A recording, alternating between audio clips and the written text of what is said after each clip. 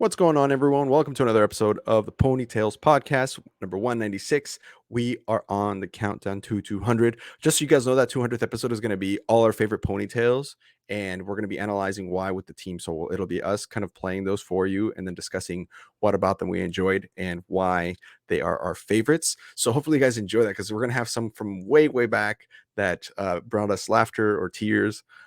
Both of joy and or happiness or inspiration. So hope you guys enjoy that. If this is your first episode and you haven't heard or you don't know what the heck this is about, let me give you a quick rundown. We interview people who sold books door to door for a company called Southwestern Advantage, which has recruited college kids to do this program since 1868. So it's 80 hours a week, straight commission, no place to live in a different part of the country during your summer in college or multiple summers in college. And you navigate your way through this sales internship, learning a ton about yourself and about the world. And so we have people who did that program, sometimes one summer, sometimes 12 summers, come and share what that experience was like and how it shaped them for the better or for worse in their life today.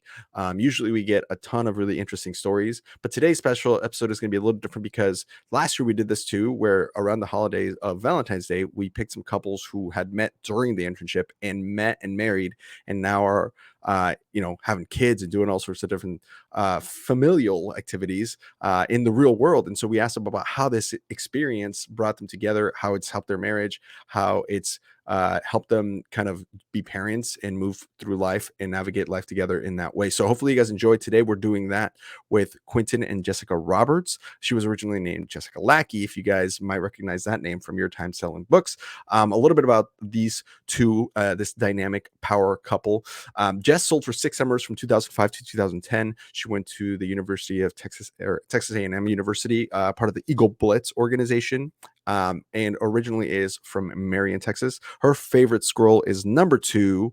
I will greet this day with love in my heart. And what a wonderful one. Q, or Quentin, I call him Q because we're buddies.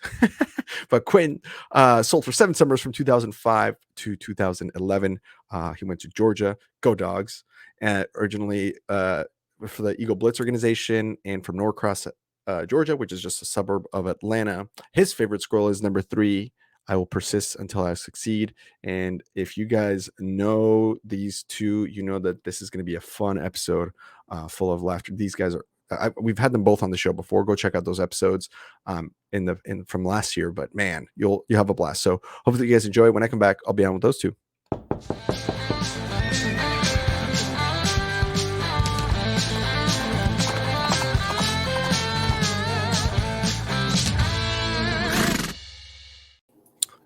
And we're rolling. How's it going, guys? Hey. I'm good. Jessica, it's good to see you again. You too.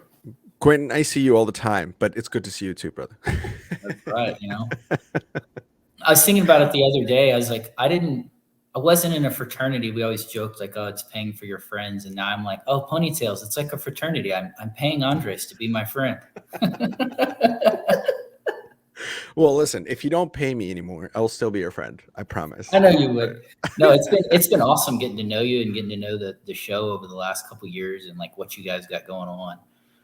Thank you. You've come a long. I was going to say you've come a long way. Not that you were in a bad place, but it's just cool to see how your staff has grown and how the show's changed. You've been doing an awesome job with it. Yeah, almost 200 episodes. Yeah, that's a lot. Yeah, isn't that crazy? I was just having a conversation with Peter Varberg, and he mentioned this. He goes, "Dude, you've had almost 200 episodes. You probably have the most like recollection of stories of alumni in the world." Yeah. And I was like, "This is true. I've gotten to know so many of them now." So hopefully one day it'll be 1,000, and then we can just look back. But thank you for the compliment. So I do appreciate it. We've been working really hard to make the show better. Hopefully the people listening can tell too. But what do you guys say we dive on in? Is that cool? That'll work. Heck yeah. So honestly, this is really funny because the purpose of episodes like these, special episodes, is to kind of take a break from the natural flow of our conversations with alumni and chat about a different aspect of the culture of Southwestern that we kind of all understand as alumni. So one of them being that a lot of people meet their spouse during this program. That's like, we don't talk about that as much on the, in individual episodes, but we'd like to shed light on those parts of the culture that are important too. And so obviously this is going to be heavy themed around that. But before we get to that, let me ask you guys this, for people who maybe haven't listened to your first episodes on the show.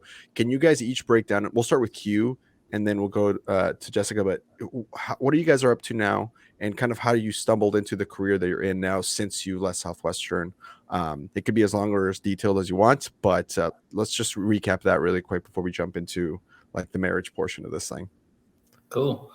Yeah, and you might have to remind me of any of those questions you just asked if I forget when my summary, but I'll opt for the short version. If you want the longer version, sure. I think you can listen to the other episode. But yeah, sold books from 05 to 11. After that, I did Third Home for like 8 or 9 months, which was a sister company at the time. Then I started working with her brother, my current brother-in-law, Dylan Lackey, with Family Heritage, did that for 6 years. And then I teamed up with Jess's top recruit ever, Pedro Vega at Cardinal Senior Benefits in Nickdale. And me and Jess both obviously know Pedro and Nick really, really well. She recruited Pedro, and then Nick, I think, started selling. His first summer was our second summer. And then Nick and I also worked together at Family Heritage for a little bit of time. So, yeah, we've been married. We got married in September of 13. So is that 9 years? Right? Yeah, 10 this September. 10 September. So wow. We just had our 4th kid. There it is. In May. So we got a 7-year-old, a 5-year-old, a 2-year-old, and she'll be 3 months next week. Oh, man. I got questions for you guys about parenting that I have coming up, but that's wild. First of all, congratulations both on almost 10 years here coming up, and on your 4th baby. So cute. She's so cute. Anime. Congrats. And what about you, Jess? What was your trajectory been the last 10 years?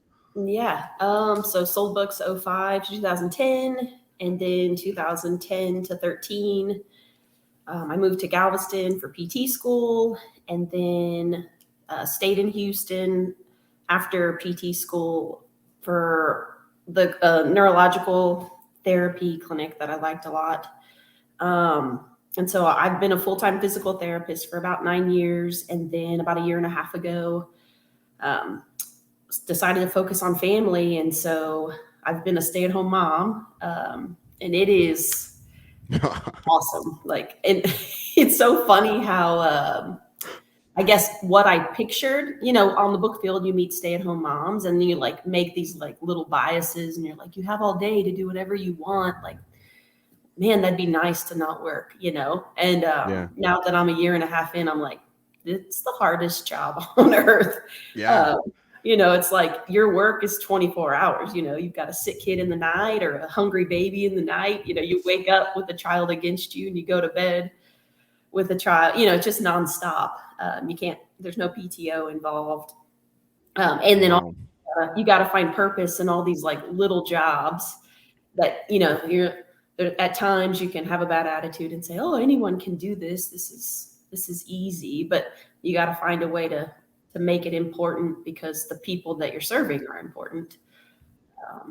So yeah, I'm a stay-at-home mom, and I'm definitely committed to be here with Anna for the next year. I know Quintin and I, we kind of keep revisiting, like, I love being a therapist as well. It's helping people heal is a wonderful thing too, but our life at home is just very demanding, which is a good thing. So the season of when I get back to the clinic, we're unsure of, but I'm pretty confident that it will happen, even if it's only a day or 2 per week, because that's important to me as well. Wow. Let's see. We can take this wherever we want, but since we're on the topic of parenting, let's just hop to that really quick. So first of all, congrats on being able to have a lifestyle with Cardinal that allows you to just say, hey, I would need to focus on kids. And then you can do that, confidently, which is, most people are trying to have careers that way, where one of the two parents can go work and rely on that income comfortably. So congrats on that, because most people achieving that, it's hard, but you've arrived there, which is really cool, where you can choose but to do that. Also, when you talk about being a mom and stay-at-home mom, every time we would meet one, you're right, we would say, oh, how can it be that tough? You're just at home watching kids. And then you had this refound experience. How did you adjust to it at first? Because I feel like it must have been a pretty, shocking revelation to you when you discovered that it was harder than just being at home with the kids, right? How did you handle that transition? Yeah. Well, I mean, I guess I can preface it with this is I'm still not like a full stay-at-home mom. 3 out of 4 my kids are at daycare. But it's because it's like it's a circus. And I think our boys may be like feral boys because they run free and don't wear clothes. And so I'm not even going to act like I have control over the situation.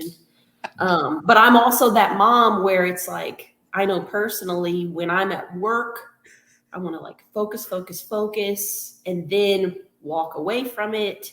And when I'm home, I don't want to be strict and have an agenda. And so I feel like that's kind of the environment for the kids, just to kind of have freedom to be creative and get dirty and, not put a whole lot of pressure on them, just to help them find a balance. But your question about, I mean, I don't know. It's one of those things like I didn't really know what to expect.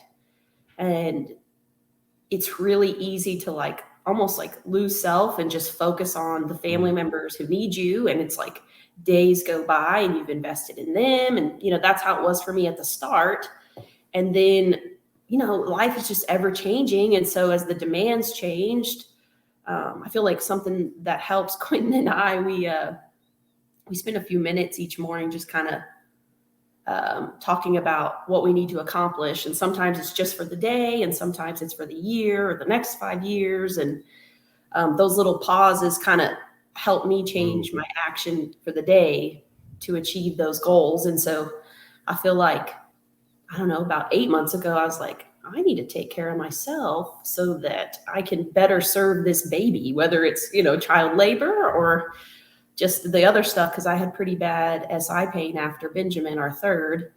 And so, just I started working out, which I used to love, and I just stopped doing it because of family demands. And it felt good to kind of find a balance of taking care of myself as well as to better serve the kids. So again, like my job sounds like so simple, and I've got a best friend who's been a stay-at-home mom for years. And when she would be like, oh, today's laundry day. And I'm like, oh man, that sounds rough. Laundry day sounds rough. Yeah. But, it's like there is a reality where, again, like I think in Southwestern, we always talked about schedule, and you've got to schedule even things like meals and exercise, or it's just not going to happen, and there is truth to that when you're at home and you can do anything any day, Yeah. And so I use that to feel fulfilled and purposeful for sure.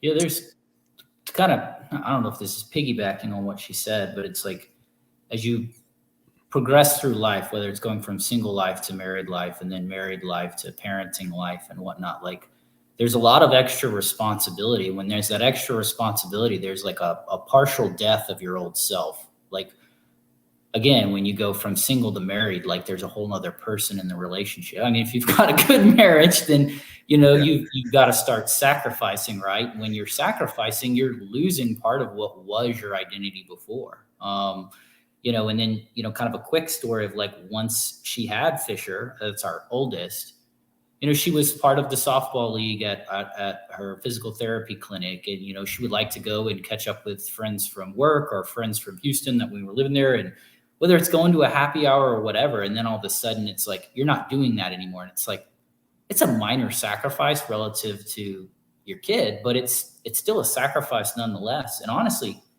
the hard part about parenting, or I think, especially as a male's perspective of a stay-at-home mom, especially someone like Jess, like if you had asked her in her Southwestern years, will you be a stay-at-home mom? She would say, there's no way in hell. Because her mom wasn't a stay-at-home mom. And it's like, there's something about taking pride in your work. And she went to school, she got a degree in nutrition science, then she got her doctorate in physical therapy to pursue her career. Oh, that's right. Dr. Really Roberts. That's right. And so you got to understand, I think one of the hard parts from my perspective of being a stay-at-home mom in particular is it's kind of cliche to say, but there's very little recognition or reward in being a parent, and especially a mom, because at the end of the day, there's no paycheck to recognize your hard work. There's just more stuff. There's just more shit to do that you actually did the day before, whether it's picking up toys or doing laundry or cooking dinner. Like, so there's no recognition. And you think about it in Southwestern, you know, getting that paycheck, getting the big check award, or that feeling at the end of the summer, that light at the end of the tunnel, that it's just like, it really is a thankless job. And when you're doing a job that's difficult and hard, and there's not reward and there's very little thanks, it makes the job that much more difficult to do. Yeah. It's like being an OL. Yeah. It's like, it is. Yeah. It's like, that's a perfect analogy. Yeah. But forever. You're an OL for 18 years per kid. Forever. That's right. We should tell that any book guy who's looking for a wife and wants to have a family, find a chick who's an awesome OL. There you go. Organization. Probably going to be a good mom. That's right. Yeah. Wow. So I think when people say, "Oh, stay-at-home mom," that seems easy, and it's easier maybe in some ways, but when you're dying to yourself, you get a lot of fulfillment, and she gets a lot of fulfillment out of her career because she likes helping people, and so she's still doing that. But it's like one of those things you have to remind yourself: I'm doing this for my kids. My kids are going to be better because of the time and the energy she's putting in. But it's not without sacrifice, you know. Yeah. And so a couple of things that you guys said that are worth, to me, that really struck with me, that I just wanted to point out. I love how you said, just that you have to take care of yourself, right? Because, you know, when an airplane's going down, right, they tell you put your mask on first before you help others, especially your kids, right? Because you have to have the oxygen and the capacity to help them with whatever they need. And so I feel like it's really easy for any stay-at-home mom listening to this, or any person planning to be a parent even, that you have to take care of yourself still first. You can't help no kids if you're feeling in pain, both physically or mentally or emotionally. And so it's just making sure that you save time, that hour to yourself or that time to yourself, to really take care of yourself for the sake of the kids or the family is huge. So I'm glad that you highlighted that, because to me, I tend to not do this. Sometimes I just burn out, and then I just go, oh my, and then I lose all the energy, and then I don't have time to take care of my dogs or my family or my kids, or like, I don't have kids, but you know, like I can see that being a problem for me. Yeah. And then Quintin, you said something that was really interesting, which is that being a stay-at-home parent, especially a stay-at-home mom, is not recognized enough. And I think, man, amen to that. When you, especially listening to Jess describe how her day is, you're talking about a job that every day is going to be different. Even though you're doing the same things, you still have to take care of the same things. If you aren't there, then it would be so noticeable, right? That like your house would be falling apart and everything, there'd be a mess, right? But then next year, because anime is going to get older, and Fisher will also be older, experiencing different parts of their life, and you know how they're navigating. You know, it's a different kind of. You're still having to do the same basic things, from a standpoint of just like, you know, you have to do laundry, cook, clean, but how to handle a growing child is gonna be way different, right? Right now in MA, you hold her, you know when she's eating, you know when she's pooping, but when you know in 4 years, you don't know when she's eating or when she's pooping or where she's pooping, you know, or whatever. So it's like every year is just going to be different. And on the one hand, you're learning from Fisher. He's experiencing new things as you're experiencing new things as a parent, right? Eventually he'll start like having interest in romantic interest in other people, or like, hey, maybe I like this girl at school or whatever, right? And so how do you coach a kid through that while at the same time with anime over here, you know, trying to teach her how to eat, or what, you know what I'm saying? It's such an interesting dynamic that you're saying, and that is so tough to do. So it's like being an OL, except you're an OL forever, and all the kids that you're managing are going to be going through massive change every year to year, each of them in different ways. So that deserves way more recognition. And so I'm glad that you said that, Quintin, because props to you, Jessica. You're a stud. You're the baddest mom of all the moms. Thank you. And all the moms, whether you work or not. Yeah, all the moms deserve. You know, I guess a couple things that I didn't even realize, because I feel like all I've ever known is like being a working mom, but like being a stay-at-home mom, I feel like I've got way more patience with the kids, and I've got way more energy for them. And so, you know, even things like we're eating better, the kids are getting like way more like positive attention. And I wouldn't have described myself as negative before, but I'd get home from work and my energy tank was pretty low. And that was the time I had with my family. And so, now when I pick them up, our evenings they are a lot more positive and focused on the family, which again, it's like, that's our job, And so it's something I didn't even recognize until we were going through it. So it feels good. Sweet. Hopefully we'll have some good human beings. Because that's the ideal, right? Is that you don't raise Hitler. Like that's really the biggest fear of any parent. It's a really high bar there, Andres. Because Hitler was somebody's kid. Like his mom was like, oh, geez. Yeah. You know what I'm saying? Like that was someone's kid. So as long as it's not that, as long as you don't have a baby Adolf and maybe more like Mother Teresa. If you could be Grandma Teresa, you know what I'm saying? There's Mother Teresa, but then they could be Grandma Teresa. Yeah, but it's also very humbling as a parent because that whole like nature nurture thing is real. Oh yeah. Tell me about that. Like, well, here I am talking about all the things I can do for them, but at the end of the day, we have 4 kids and they are so different. Yeah. And you've got different things work with different kids. And like we've got one that lies roll off his tongue a little easier and he like seeks mischief and and so we're working through that. And it's not like we treated him different and he's a bad kid and this is a good kid because we were better parents. It's just like who they are. We all have difficult things we have to work through. And so as a parent, it's going to take a lot of repetition. So we'll see. Yeah, I would say that's, not that I've created a list, but probably the top thing that I would say is being a parent versus before is like, when I was not a parent, you see a kid that's misbehaving and you kind of just like, probably got bad parents or the parents are not disciplining their kid enough or they really need to crack down on that kid. And it's like, now that I have a kid, I'm like she just said, we got a kid that's always into mischief. It doesn't matter what you do. He's going to do what he wants.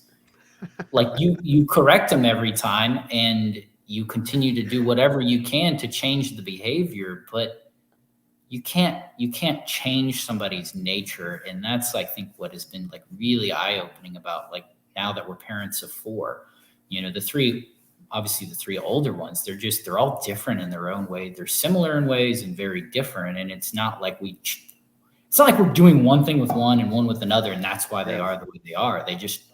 They're unique individuals with their own personalities and preferences and strengths and weaknesses. And it's just like, so it's given me probably a little bit more grace when I see like other people whose kids aren't maybe acting right, or they're doing things that maybe I don't agree with. And I'm like, I don't know whether that parent's doing a good job or a bad job. But a lot of times the way a kid acts is not necessarily a reflection of what the parent is doing behind the scenes.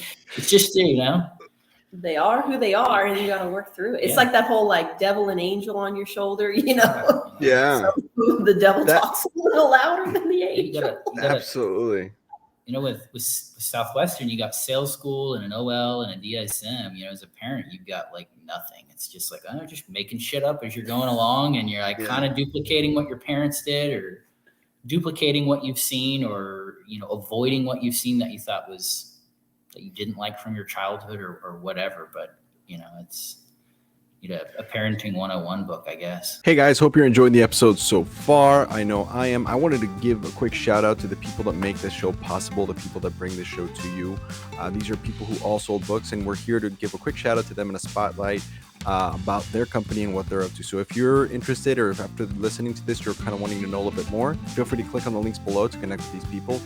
These are from an excerpt I have with them from a podcast that I do on the side. It's called Executive Exercises, where we take all our sponsors and they come into a think tank and share some awesome ideas about how to grow their business specifically on different topics. Go check that out. But I pulled some of the comments that they had explaining what they do and who they're looking for on their companies. And so if that sounds like you, like I said, click below. Hope you enjoy. So that's yeah. And so money wise, and it just seemed like it was going to be the leads, which I wanted to go back to that because you mentioned this. And that's another thing that maybe Southwestern people don't understand is leads. And that's kind of like you're saying, basically, imagine you show up to a town to sell books. You send a postcard out to every single family that has kids in school or young children, asking them if they struggle with any of the following subjects, yes or no. Would you be interested in hearing about a product that might help you with all those subjects, yes or no, name and address, and then you just waited at your HQ for like a couple of weeks, and then you got in the mail like 700 people returning that postcard saying, come to my house, here's where I live. Hi, are you the mom of the house? Yes, and you've heard of you. Great. Yeah. Is this your Let's- handwriting, let's- Miss Betty? Yeah, that's my handwriting. yeah. You got a few minutes? It's, again, you're not selling every single lead that you sit down with, but the leads is kind of what interested me, because that kind of anxiety feeling that I talked about at Southwestern and the anxiety I had with Family Heritage, I honestly didn't think that was going to go away, but it has. It's gone away when I sold. You know, I still had a little bit of anxiety, but after that first knock, it goes away. But much less anxiety every week because I know I have fresh leads coming in. And so even if this day doesn't work out, I know I got, typically our agents will get anywhere from 25 to 50 leads a week of people that they can go and call on. I want people to understand what it is that you do, how you do it, why you do it, all of the good stuff. You hear a lot about coaching. You hear a lot about life coach, sales coach, business coach, yada, yada coach. Man, I think just to start off, like what it isn't, it's not training. It's not showing up and having somebody talk at you for 45 minutes to an hour. And like the way that I look at it is we're all human beings. We're all broken in some capacity. And we all know a lot of the people that I work with, they know what they're supposed to be doing. They're just not executing on it, or they're not doing it as intentionally as they should be. Or they're just not focused. They have like 15 different goals or 15 different things that they're trying to balance or do. And because of that, like they're not as intentional as they should be at home, or they're not as intentional as they should be at work, and they're not picking up the phone and calling people. And it's like having a personal trainer for your business. It's having intention on why we do what we do every day, and creating clarity and helping to build our lives and our calendars around what our future goals and intentions are. That'll do for now. Like I said, make sure you click below to get some more information. And now back to the show. That's so true. I have so many follow-up questions about what you just said. So first of all, you reminded me, Aziz Ansari has a bit about this, where he doesn't have kids, but he's talking about how he goes, you could do everything right. You could read all the books. You could see all the counselors, coaches about parenting, or you could still end up with total like really mean kid, like just a jerk. And then he goes, and you can't do anything about it. Like, it's just how they are. And then on the other hand, Louis C.K. talks about it. He goes, when I see other parents and like the mom's just like the shopping bags just strewn all over, and the mom's crying, and she's like, just eat your French fries. And he goes, people who don't have kids will look at that and go, wow, what a terrible mother. When I have kids, I'm going to teach them everything. And he goes, those people don't know what they're talking about because they don't have kids. Because when I see that situation, I go, what did that kid do to that poor mom? Like, what did that kid do to make mom feel so crappy? Like, so it's just funny to hear that in because those are comedians, but to hear you guys say that, it just makes me like internally, it makes me laugh, because it's like, oh man, this is real. It is how it is. For you guys, the question is, how early on did you guys start noticing differences in personalities between your kids, as far as like how old they were? Like, and I'm asking this because I know my nephew Vaco, and he's a year and a half at this point. And then they just had another one in December, and he's still a little baby. We don't know what he's like, but I'm curious to see, when did you guys start, maybe between Fisher and your second kid, like when did you start noticing, oh, this one's different? Then it's probably the example Jess and I laugh about the most often is Fisher is like, he's incredibly emotional. So he'll, like, when he was, I don't know, maybe 2 or 3, eating off his plate, and a piece of food, like a piece of macaroni, falls off his plate onto the floor, he's in tears, crying and screaming. And then now, you look at Jack and he's eating, and you look at the floor and it's just covered in food. He can't figure out how to get the damn food in his mouth. It's so aggravating, but it's like, he doesn't care. He doesn't care about any of it. When you yell at Fisher and get mad at him and punish him, he cries and he's upset and he's remorseful. You do that with Jack and he's angry and he's like trying to come at you, and he's going to try to swing at you. And it's just like bite me. I'm going to come at you like a spider monkey. It's like, that's so funny, man. So that to me is like the one that the difference between those two is probably the example that we laugh about the most, because it's like, and it's still the same now. Like Fisher's got better control of his emotions, but it's something we've been working on and he's working on, and it's still like his personality is still going to come outside of his, like, you know, however much we've been working with him on controlling it, he's still going to lose it from time to time. And Jack's getting better at some things, but his anger or his aggression or his not give a shit attitude is still going to come out a lot as well. That's super interesting, which actually that's a good segue into the next question I had for you guys is, how has because you guys were both multiple summer people, so you manage orgs, you guys manage people, you guys have experience in that, and different people, like kind of like being an org leader we were talking about, where some people are going to come, they're a lot more logical, so the way you coach them for the summer is way different than someone who's a little bit more emotional, and it's a different vibe. And they always talked about, like, you know, be ahead of the next emotional step for that first year or that manager. And so what other like principles or leadership management styles from Southwestern or your careers in general have you guys taken and applied to parenting? Both we'll start with the management standpoint, because I also wanted to ask how you guys are teaching them, you know, persistence and schedule and all that stuff, but that's different than like the management of their emotions and their personalities. You want to go? No, you go. I got the last one. I'll add anything at the end. Gotcha. Well, I mean, I think something like control the controllables. You know, you can get so emotionally drained when you try to control everything. So just kind of focusing on what you can control and letting go of the things you can't. That's good. Write that down. People listening right now should have a notebook. I'm sure you've never heard that before. Control. That's good. Right. That. Well, no, but like honestly, you think that those are. Yeah, it's like it's what's funny about one thing I've learned about doing almost 200 episodes is it's the basic stuff that just really people want to. Sometimes people listen to these episodes to try to hear the secret sauce about whatever topic we're talking about. Right now, it's parenting, and then I'll ask a question about that, and then people will go and say, like, yeah, control the controllables.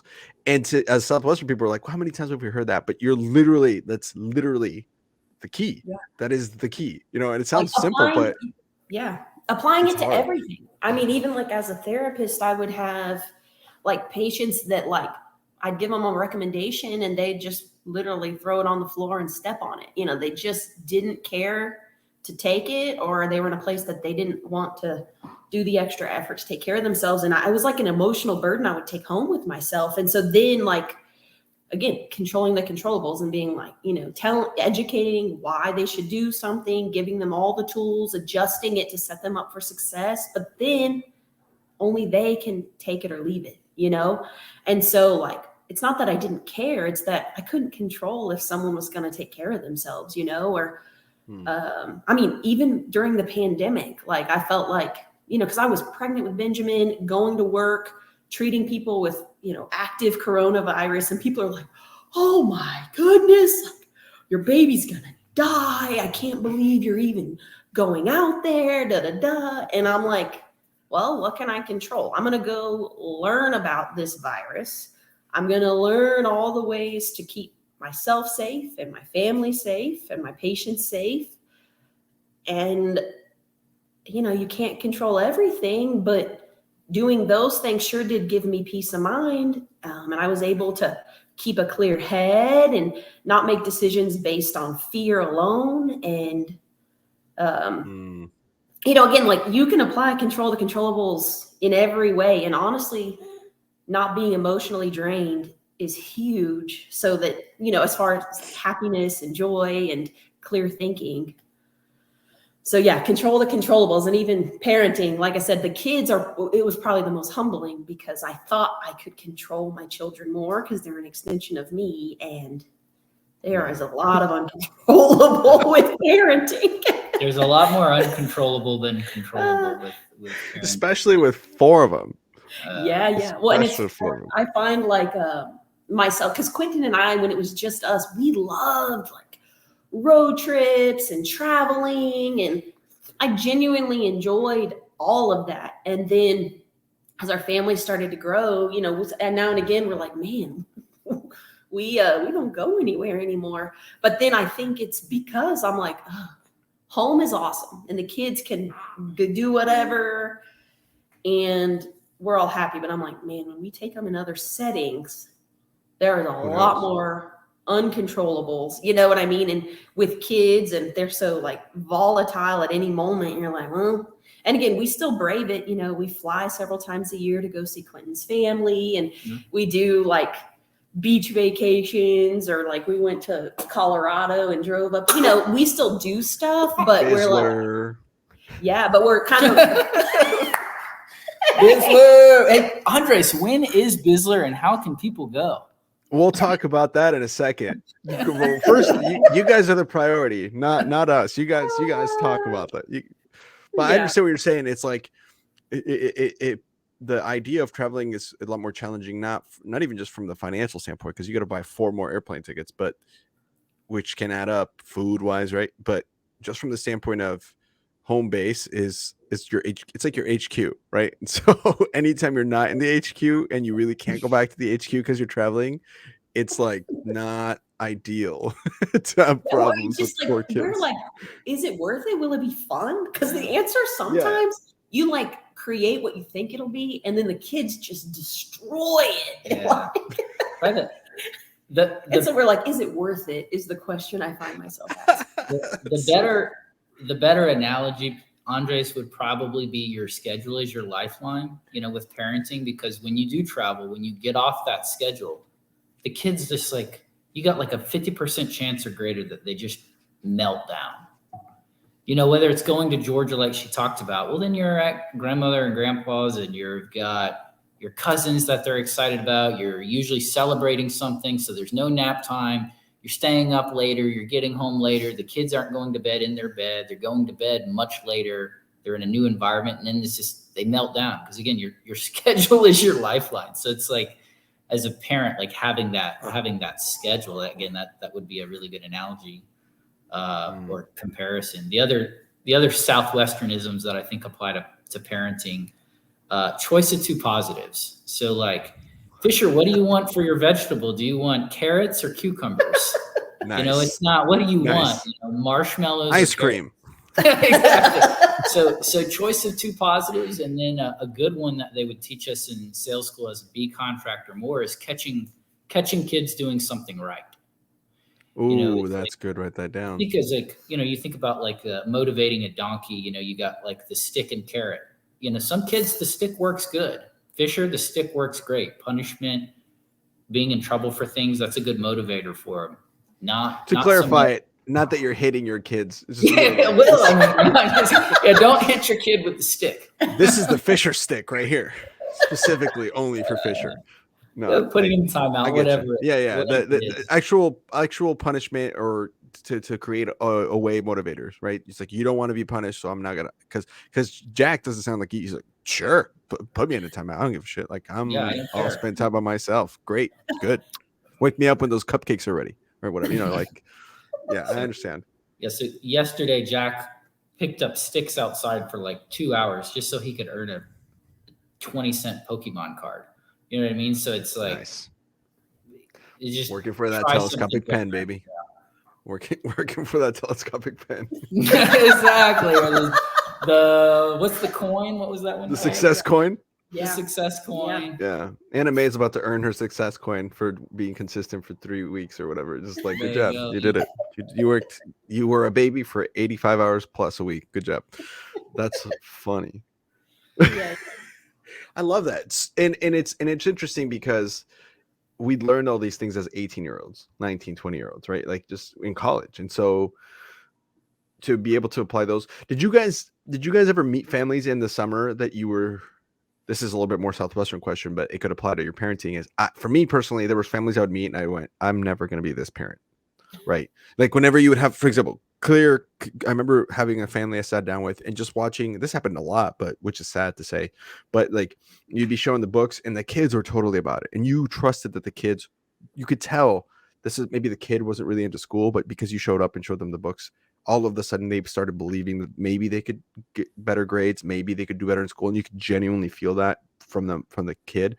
And then the parents, maybe one or two or both of them would go, you're not smart enough to use these. Like they would say things like that in front of you to the kid, just bringing them down like that. And you could tell that it just, the energy in the room leave, and then they would ask you to leave, right? You'd leave. I remember those times where I'd get back in my car and I'd go like, never am I going to tell my kids that I don't believe in them, or that I think they're dumb, or that they're not good. Like if they're excited about education, and just to watch them get torn down by their parents, you know what I mean? And then on the other hand, you go to the next house and you'd meet this family, and all the kids were super well behaved. They had like 12 kids, right? Or whatever. It's a big family. They're all super well behaved. You're looking at the parents, like the littlest one is like 4 years old, and she brings you like a sandwich, and you're like, wow, like, how are you this nice? And you talk to the parents, and they're really cool with their kids. They all love their kids, and the kids love them back and respect them. And I remember leaving those houses going, I'm going to do whatever the heck they did. Like, you would almost sit there and get off schedule for 20 minutes just to go, how did you do this? Do you guys have like instances like that where you remember that you recall, maybe from Southwestern or in general, where you go, this is something I'm glad that we're doing, or this is something I'm glad that we have this with our kids? I think, Jess and I don't know, I don't want to speak for Jess, but I think for me, and I know for Jess, we both had really good examples growing up. Like, our parents were great parents, leading by example, doing the right thing. And so I think we both have, or I had beliefs of like what I wanted to do. And so I think a lot of with Southwestern being out there and seeing so many families, it was more like reinforcement of what my parents did, or that they did the right thing, or whatever it may be. But I can't necessarily point to like families that I met that I thought were like doing things right, and I'm like, oh, this is what I need to do. Because, and again, this is just a blessing for both of us. We just happen to have really great parents that were very, very selfless, very giving, very good.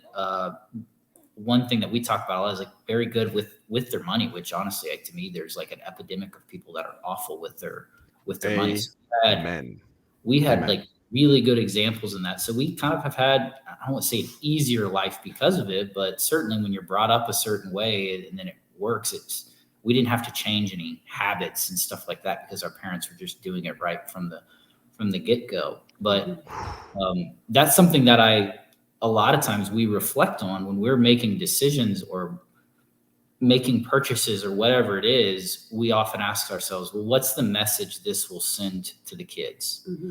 So I have a 2013 Honda Civic with 319,000 miles on it. I could buy a new car, but the question, and I oftentimes think about it, like, oh, I want a nicer car. I think it would be, I can tell my recruits that I drive XYZ car and I could afford it, but it's like, well, that doesn't really matter. What really matters is, what is the message that's going to send to my kids about what's important or what's a priority?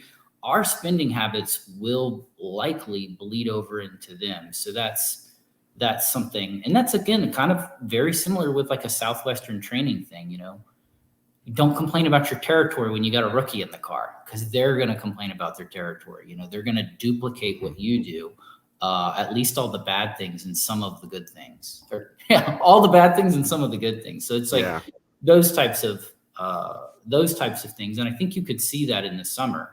When you see kids in a household and what they're doing, a lot of times it's just an image of their parents that they're reflecting. A lot of times what they've seen their parents do.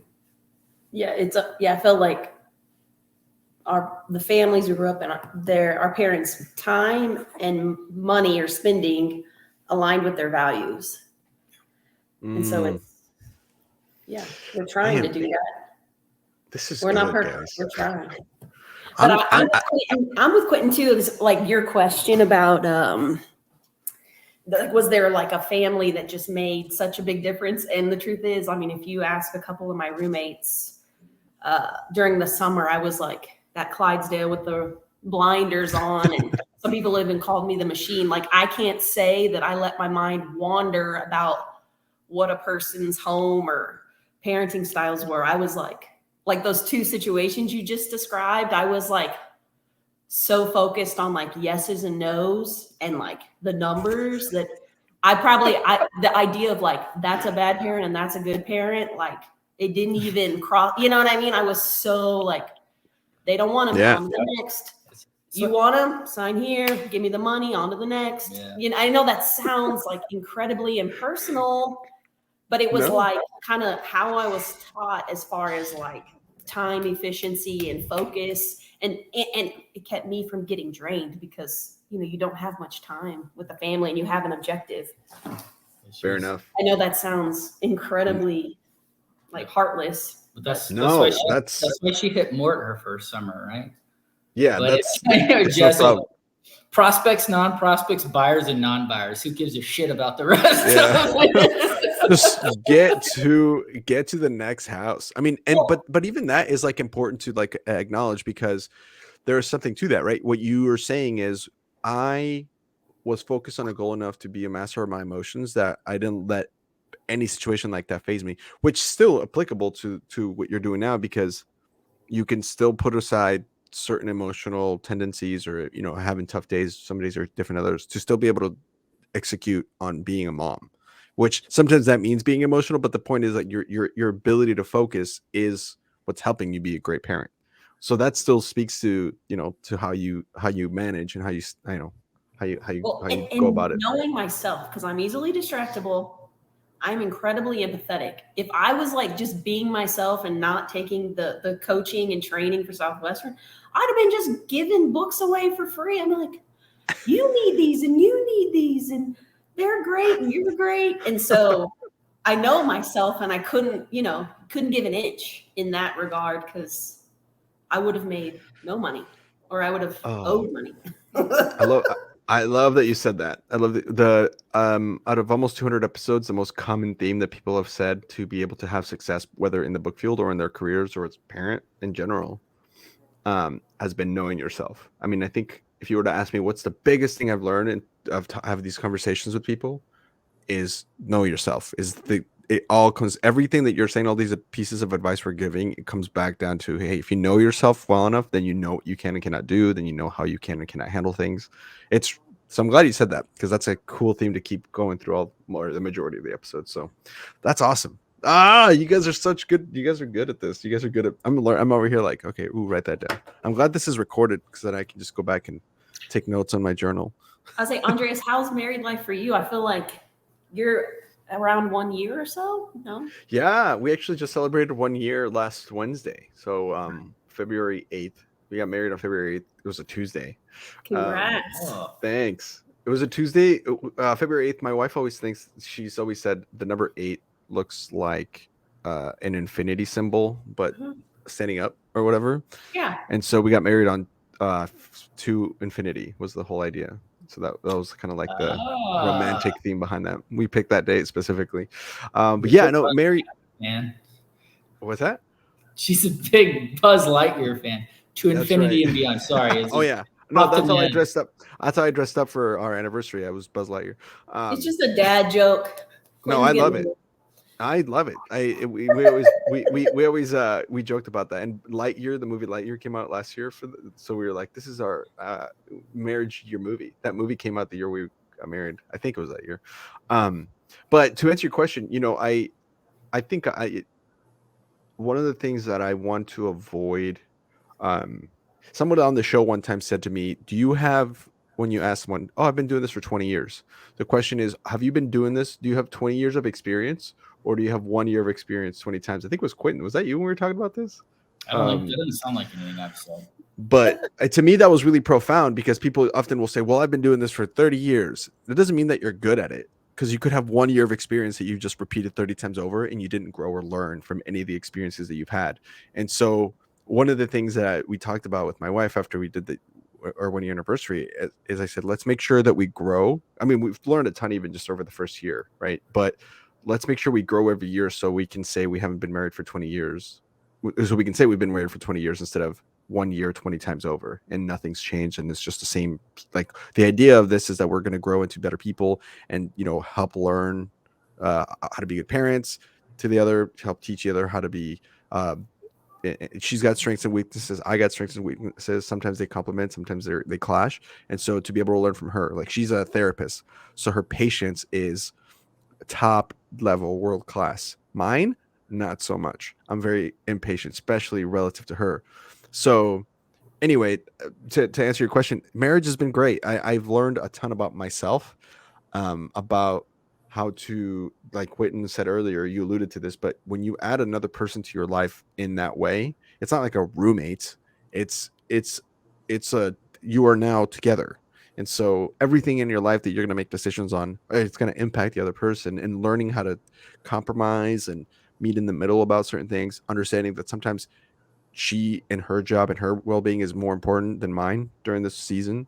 So, sometimes it's 90-10, and then sometimes it's 90-10 the other way. Sometimes it's 50-50, and being able to navigate that fluidly has been like a really cool challenge and lesson to learn about myself. So you yeah. said one of your growth areas is patience. What have you learned so far? I feel like I could learn a little more from you. She's elbowing me right now because I'm incredibly impatient. Yeah, no, I'm glad you asked. And thank you for asking that. I Hey, think Andres, could you tell Quintin how to be more patient? go grab a notebook. Go grab a notebook, Quintin. I think we all, That's true. but yeah. Hey guys, hope you're enjoying the episode so far. I know I am. I wanted to give a quick shout out to the people that make this show possible, the people that bring this show to you. These are people who all sold books, and we're here to give a quick shout out to them in the spotlight about their company and what they're up to. So if you're interested, or if after listening to this, you're kind of wanting to know a little bit more, feel free to click on the links below to connect with these people. These are from an excerpt I have with them from a podcast that I do on the side. It's called Executive Exercises, where we take all our sponsors and they come into a think tank and share some awesome ideas about how to grow their business, specifically on different topics. Go check that out. But I pulled some of the comments that they had explaining what they do and who they're looking for on their companies. And so if that sounds like you, like I said, click below. Hope you enjoy. That's okay. And actually, and this is good to, I had Nick kind of explain this a little bit too, but it's because I've been in the insurance industry before. For people who are listening, like, how do you make 115% commission? The way I explain it to people is the insurance companies we represent. So we're a broker. All these companies we work with, they know they're not really going to be making any money off the sales that I make for the first several years, but they don't care about that. They know these clients are going to be on the books for 10, 15, 20, 25 years. So they know they're going to make money over the long haul. And so part of the reason agents are able to make so much is there's all these companies out here, and they're all competing for the broker's business, because these companies don't actually have their own in-house sales force. They have independent contractors. And so if their compensation or their commission levels that they offer aren't competitive, I'm not going to place any business with them. Hello. Off schedule moment. Wanted to tell you about Southwestern Real Estate. They're 99% drama free. Only 99, not 99.9. So it's a bit spicy. Kind of like this episode. Anyway, they will learn you to kick ass at real estate. So make sure you guys click the link below. Get in touch with them. Okay, back to work. Bye. That'll do for now. Like I said, make sure you click below to get some more information. And now back to the show. My wife is probably the most patient person I've ever met in my life. And I'm including all the families that I've met selling books. I'm talking about it's an art form, the way she does it. And she can really remove herself from like her personal she's emotionally intelligent really well in that way, where if something has really upset her, whether because of me or just life in general can happen, she's good at just removing herself from that emotion and just thinking, okay, I'm just going to let this person vent, or I'm going to let the situation happen and let it be. And I also mean patient from the standpoint of impulsiveness. So for example, we're buying a house right now. And I'm more of a choose one, let's go, right? When I go shopping, the way I shop is I go in, this one, let's go. Like, I'm done, right? Whereas she'll take more time, she'll analyze more things, she'll go look for it on Amazon, make sure we're getting a better deal. Like, she just takes her time with decisions. And so, for example, buying a house is an important decision, and sometimes that could actually be a fault for people to be too patient, because it's like now you're going into the procrastination. And we all know that. We all know when people can't make a choice to buy something or to do something. But I've learned so much about slowing down and really making better choices. And so even this house thing, we had a choice between two homes. Long story short, she wanted the one that we ended up getting, and I preferred the other one. but I was just more because that one was, we could move into it earlier. It was more of a surefire thing. They for sure were going to accept our offer. And I was like, let's just go with security. It makes sense logically. Boom. But she just was like, I don't know. I have a feeling that the other house is going to be better for us. Let's think about it. And so she slowed me down. Well, we ended up being able to apply. They also took our offer. And as we were doing our inspection, the other people, we stayed in touch with the other realtor, and for the other house, they had another offer that they took because we rejected it or we didn't want to take it. But it turns out when they did their inspection, a ton of stuff came up for that house, a ton. And it was also relatively new. And ours was built a week ago. Like it was literally done being built a week ago. And so in the end, it ended up being a much, much, much, much better financial choice, a much better choice overall, because my wife was able to like slow me down and go, hey, whoa, let's just, I know we'll probably make it work at the other house, and it would have been fine eventually. But because she was able to just take a breath, write it down, let's look at these, look at that. And she was right, and I was wrong completely, you know? And so things like that too, where it's like just being more grounded in how she just takes time to analyze the situation, good, bad, ugly. I've learned a ton of that. Because to me, I would have been in the other house with some other like, you know, and it would just be, yeah, I'd be quote unquote ahead, or we could have already been moved in. But then it's like, are we really ahead if we have to fix all these things that the house had, you know? And it probably would have been fine because, you know, we're big people and we figure out a way. But if you can just slow down and just go, hey, let's look at this calmly instead of emotionally. Yeah, it's just, that's one example of probably 365, you know, one a day where I'm like, she was right. And I was wrong. Congrats on the new home. Yeah, thanks. Yeah, I'm pretty excited about it. But we're going to be seeing a different studio moving forward. Yeah. So actually, I'm glad you asked. I'm going to get a whole room right now. I'm sharing a space here and with some other stuff that we have in this room. So I'm kind of like in a corner, and it's my like little office here, but I'll have my own room. So we'll have like different sound setups, lighting setups. It's going to look sharper. I'm also trying to make it so people in Portland or in the surrounding Pacific Northwest area can come and do the show in person. More of those episodes type of thing, so we can actually fit and like have more of a wider look, and then just this one-on-one right here. So yeah. So marriage has been great, and I've grown a ton in that respect. And my wife's taking things from me that I've also taught her, you know, from just the way I am. Discipline. She wants to start her own private practice for therapy. So, you know, I'm more business minded, and she's been like, okay, I need an LLC. What do I got to do? So I'm like, here we go. This is where I come in, right? Like I can teach you some of this stuff. And so teamwork wise, it's been a really fun year. So thank you for asking, Jessica. That's I know it sounds like you've got a really good teammate, or y'all are just like, y'all compliment each other so well. Not to mention you love each other on top of it. Yeah, and it's good to have that. Where we're different, we're very different, but we're the same. Values were the same. Faith orientation were the same. So yeah, great stuff. Let me ask you guys about your marriage. So that was a parenting chunk, and I'm glad that we talked about that. Let me ask you guys. Let's go into the story of like how you guys met and how you have managed, because it's always interesting to me when book people get married, because it's like at first it starts out like I got, you know, it's so I'll let you guys tell us that story. Since Quintin went first last time when it was the same question, we'll go with Jess first. So tell me your side from the standpoint of your Southwestern career, and then when you met Quintin and how that was for you on your end. And then we'll see if we have the same story on the other side. I was gonna say, I wonder how our perspectives lined up. So last year when we did this, we had 8 episodes all February. It was just couples. So we're only doing just one couple of you guys for Valentine's Day week. But it was funny because some couples had the same story and some not the same story. So we'll see how this one goes. Yeah, right on. Well, so 2005 was both our first summers, and we were in the same organization. There were 63 people. Brian Harbin was our org leader. I was recruited by Dylan Lackey. I know Harbin's awesome. And then Quintin was recruited by Sean Rivas. And so, I mean, I guess I saw Quintin at sales school and at all the Sunday meetings. She didn't remember me. She's acting like she did. What I was going to say, it was such a giant org. And honestly, my brother was like, here, Aggies. And he kind of like kept us close that I can't say Quintin and I knew each other really well.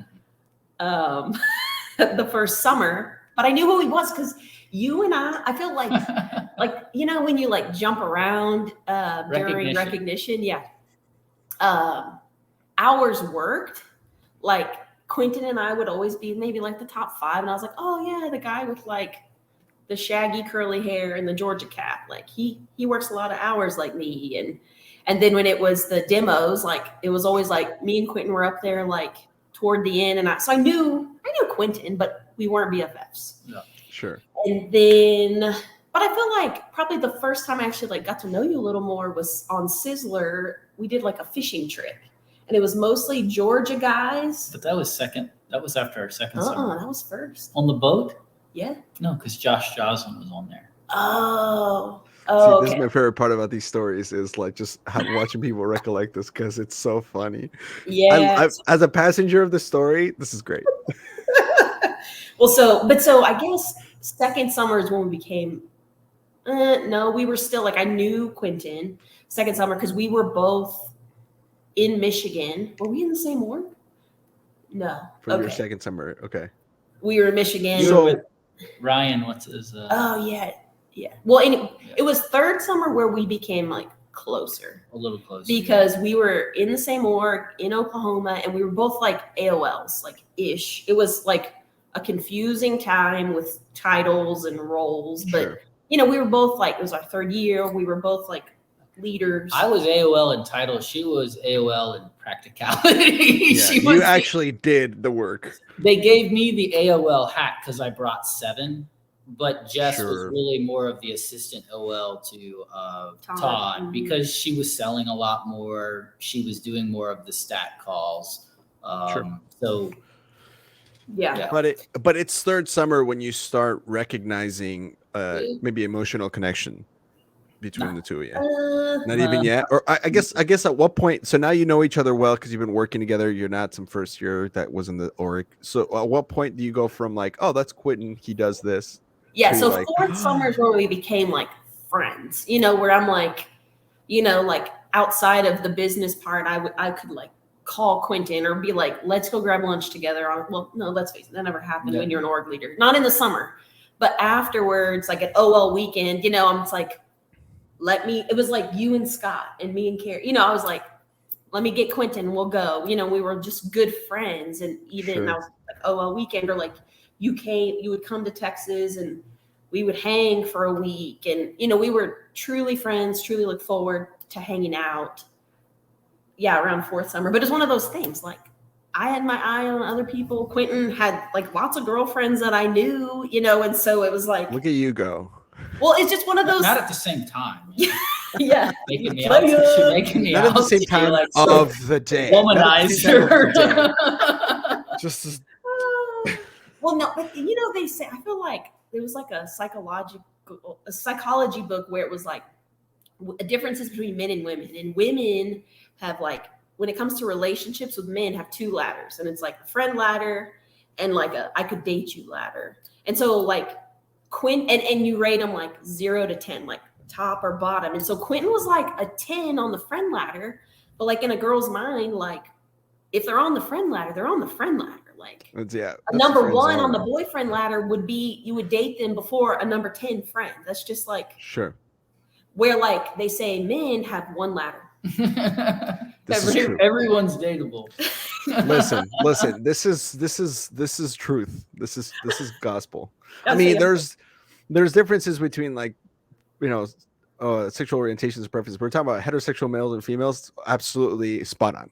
So it is. Exactly, I mean, that's what the book said. Y'all can say if it's right or wrong in your. So it was one of those things. Like I don't know where I was on Quintin's ladder, but all I know is he was like a 10 on my friend ladder around that time. Quintin, you were friend zoned entirely. Yeah, well, and he had girlfriends. Like you know, we could probably do this like almost in 2 segments, like our first 4 summers and, you know, her perspective, my perspective. But honestly, I think we're pretty much on the same.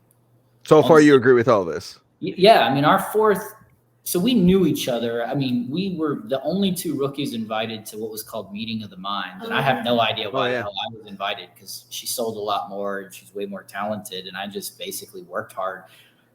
like, so she was talking about the recognition of, oh, Quintin was up there for the hours and the demos and the sit downs. But when it came to like units and cash collection, I was knocked out like right away.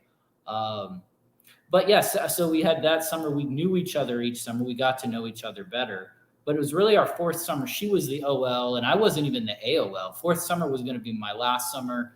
I'd given the old recruiting thing a try. And like I alluded to in my first episode with you, the first like 9 or 10 people I recruited all quit. So I was like 0 for 10. So I was like, this is my last summer. I'm going to sell and then I'm going to go find a job. And we were in the same org and we just became a lot closer. We were talking every evening, after stats and having a good, we really enjoyed each other's company, but it was completely friend. Like I'm not like, when we started dating, it was somewhat weird because like she said, we were such good friends. I wasn't really reviewing her in that way. Like, oh, we're going to date. She was just a really good friend. Yeah. And then after fourth summer that's when we were probably like, in terms of Southwestern, we were probably each other's like best friend or top 2 best friends if you had to classify it. Yeah. We're on the same page so far. This summer we were both like org leaders in different states, but again, we were friend zone. And then it was after that summer, we had both we were graduated. We had the whole fall with no work to do. And so that's the best fall. Yeah. And so we had decided to kind of copy my brother and John Thomas because every fall they would do these road trips. And we were like, we should do that. There's so much to see. And so Quintin and I basically, after OL weekend, I didn't get a flight back to Texas and I jumped in the car with Quintin and we started this trek basically the whole month of October from Jacksonville, Florida. We went up to Georgia to meet his family. And, they were like, oh, who's your friend, Quintin? And I mean, we went to go visit my girlfriend in Louisiana at the time. Together. So and she was dating someone on the road trip. So that's like, it was, long story short, it was like a 15,000-mile road trip over basically 6 or 7 weeks. Yeah. So we got that poor girl. Yeah, well, and we saw... She broke up with me. Okay, yeah, so basically, started Jacksonville, Florida, and we actually went and saw Harbin and Jen. Was our first stop. We stayed with friends and family all but 2 nights on this road trip, just all over the U.S., because we ended up in Seattle, Washington. And one of our first stops was Brian and Jen was my roommate my first summer. Harbin was our OL leader, and both of them, when I was one-on-one, they were like, oh, so you and Quintin. And I'm like, actually, no, he's got a girlfriend. And she had other interests. Yeah, I mean, anyway. And it's funny because we were like, no. And then his family was like, oh, who do you have? I'm like, no. And then we got to Louisiana and his girlfriend broke up with him. Did you see that coming? No. It was short. It was a short. Yeah, it was a very short. It was a relationship that shouldn't have ever been from the get-go. But it wasn't like I was heartbroken. She wasn't heartbroken. Yeah. It was just it was like a mutual this isn't working. We got this. It was just this is stupid. It's not workers. It was early phases. And so then the road trip continued to Texas. I had to take one class to apply to PT school, and we had a bunch of friends there from everywhere. Remember we tie-dyed at the pool and stuff. Amy LaValle, Valerie Wastphiler was there. Yeah, Talia was there, yeah. And then took the class, and then we hit the road again, and we stopped in Colorado and did tons of hiking. Texas Tech to visit Travis Texas and Tech, Zach. Guitar Hero. Oh yeah. And then this is so we fun saw to listen to. Ed Sellers and Adam Newburn, and I don't know if we saw Patrick Dichter. We met him at that brewery. We see Eliav as well. I'm recording with Patrick next week. Oh, cool. Yeah. Patrick got me out of jail twice. Hell He's a yeah. good Go guy. back to if you were curious about those stories, go back and listen to Quinn's episode because he got arrested twice in the same summer. Oh god. It's just the This is longest. why I know this is a long story. I'll worst story ever. cut to the chase. So we got to Seattle's where his brother Beautiful. and his girlfriend lived. We went to Canada, came back through Yellowstone, Northern Gosh, River. this is a majestic road trip. It was an awesome road trip. And so that's the deal, is that I feel like I got to know Quintin on this road trip. You know, when you're in a car. Oh yeah. Felt Every day. 15,000 miles with a person. That's Yeah. hours. They're talking about like not just like in the hikes and all the places you're seeing, but just in a cubic 1 meter of cubic space, smelling remember each that, other's like- farts and burps. That's right. Yeah. We had this giant thing of goldfish, and we're like lunchtime, Yeah. pass the goldfish, like, and so That'll change you. Yeah. Exactly. Well, but it did. Like, it was that trip where we just talked about everything in life. You know, the conversations like went there. You know, and it was like 20 questions, and it was a safe space because we were friends, and but like that's when I really got to know Quintin and like. So I moved over ladders. It's exactly what happened, and I didn't even expect. I didn't see it coming. You're changing ladders, baby. He was just That's right. changing the ladders. So He switched the who boyfriend. recognized it first? Who between the two of you, who was like the first one to be like, I really like you? Mm.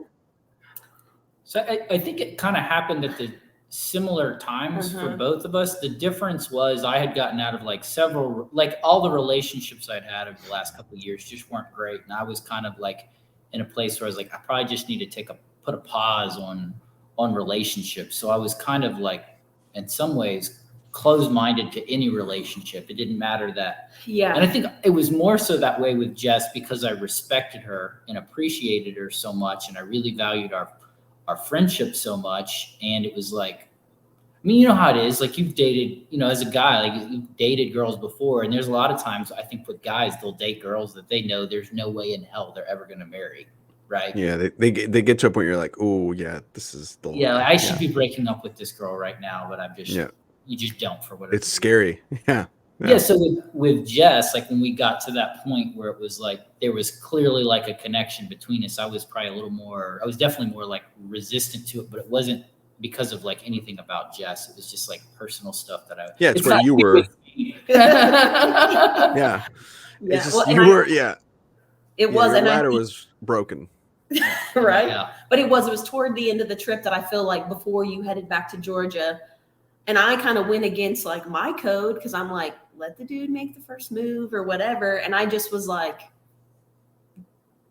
I would be open to dating, just kind of like casually put it out there or whatever. And then strong buying atmosphere. Strong buying atmosphere. Yes. Because I wasn't one to jump into relationships either. And yeah, I didn't know where he was at until he told me, and he was not ready for another relationship. And I wasn't looking for like, waste your time, super casual. You know what I mean? Like if I was going to like be exclusive and date, I truly wanted it to lead to marriage and family. I was sure of that. I just didn't know who or when it would be with. And so I guess a few months later, that was like into the beginning of November. And then January 1st is when we started, he like flew to Texas for New Year's. And so we started dating after that. Yeah. New Year's Eve, we played basketball in her brother's garage. It's so funny that that's what you remember. My brother threw like the New Year's party.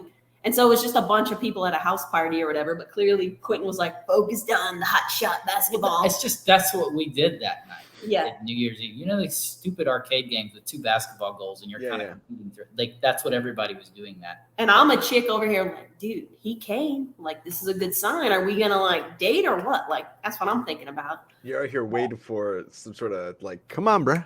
Get it together.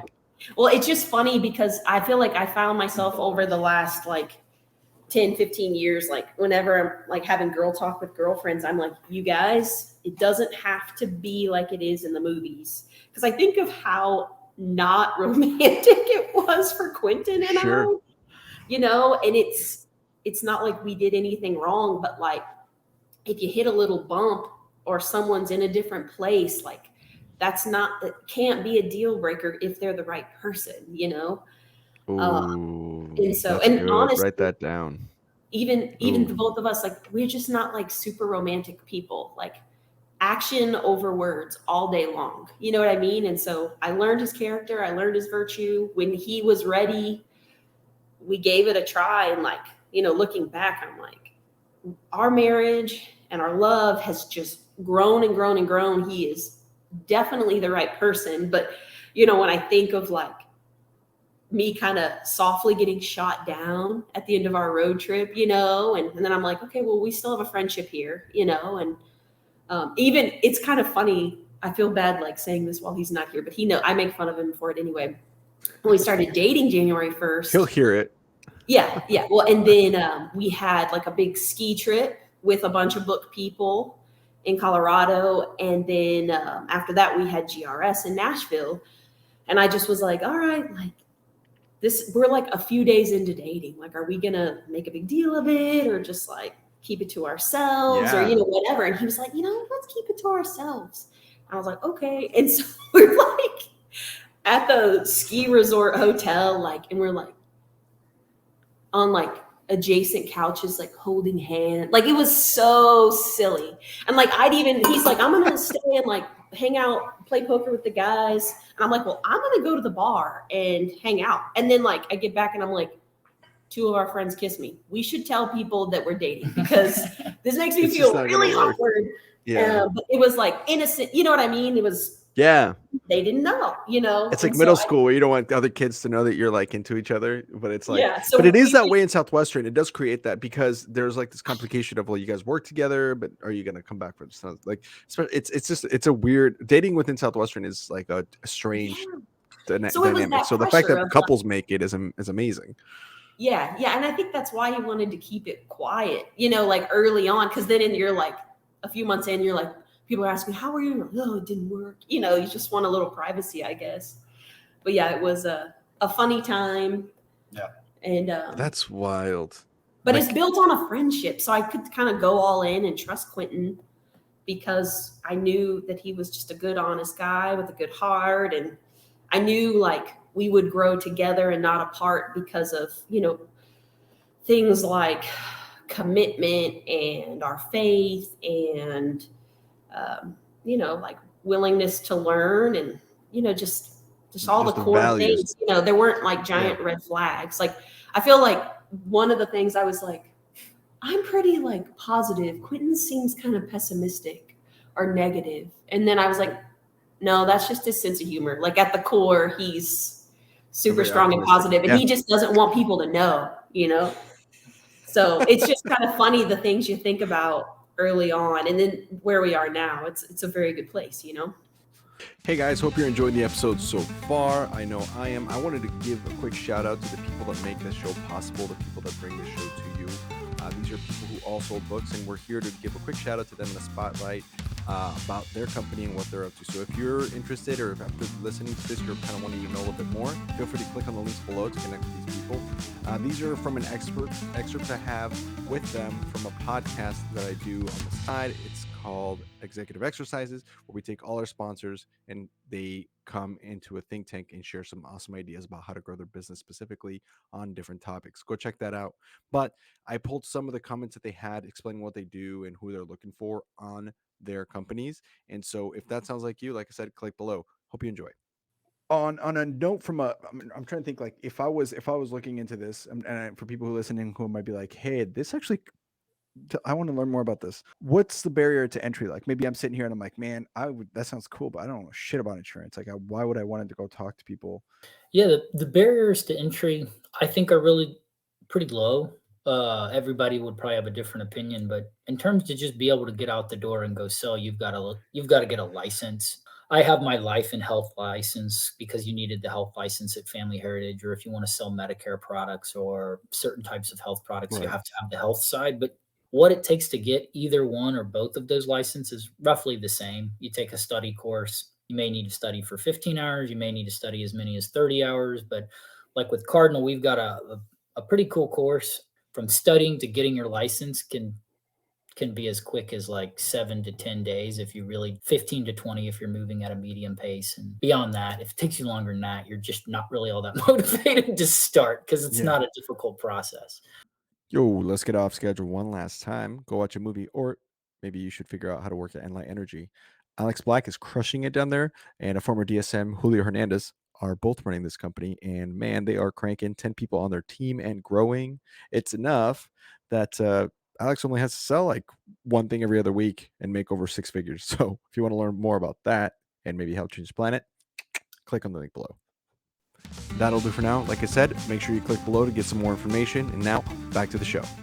Yeah, it's so interesting hearing this, because I just want to point out something. This is a really cool story, and I'm glad that you're telling it here, because it's going to live forever. So your kids can listen to this, in the future.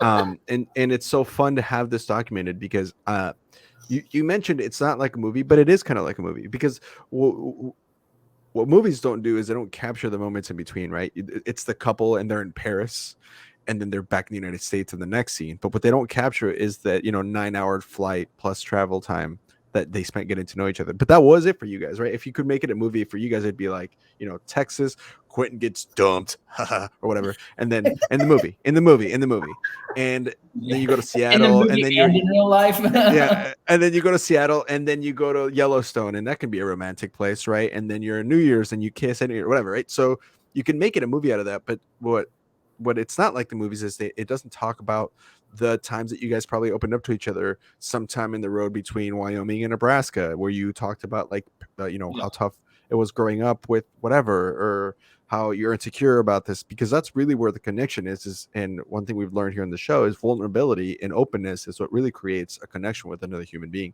So that is such a cool thing to hear, that you guys had this ability to, and that's how, with my wife, I knew right away, because she was open with me about everything, and I was open with her about everything. And so we were able to just establish this really strong connection based on those values that you were talking about, right? Commitment, all that stuff. So that's something I never have to worry about her from, right? Because we're just strong in the same areas that way.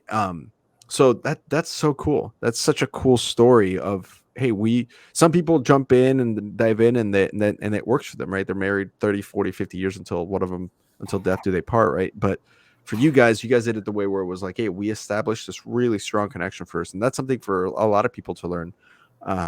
And that's so cool. It's like, who would have known that road trip was going to lead to 4 kids? You know what I mean? We lucked into it. Yeah. Yeah. Thinking about our relationship, one of the things that's also like different is we dated long distance for 2 years. So I was full-time recruiting at Georgia. She was full-time recruiting at Texas A&M. And the second year she was in getting her doctorate out in Texas, and I was in Georgia. Well, we'd still talk every day, but when you're dating somebody and you're in the same town as them, you can distract from good conversation because you're physically present. You'll watch TV together. You'll go to a restaurant together. You'll go to a concert together. You'll do whatever together. But when a lot of those things that you may do together with somebody that you're dating, a lot of times there's actually not conversation going on. And so when you're talking to somebody every night or most nights for 2 years on the phone, it's like there's not a whole lot that you're not going to eventually talk about. And I think that helped lay like a pretty solid foundation for our marriage in terms of like what we wanted, what we didn't want, what was reasonable, what was not reasonable for each other. So I think that's something that I don't necessarily know if that's a piece of advice, but something that was just different about our relationship and how it made marriage a little bit easier for us, is because we kind of already knew everything, because we weren't distracted by the physicality of each other, because we weren't physically with each other in the same state even. That makes 100% sense. My wife and I met on Hinge. I was visiting it's a dating app. But the way it happened is I came to visit Will Metscher in Portland, March 8th of 2020. So we all know what's happening, right? And it was in Portland. So that's where COVID came into the country, was through Seattle.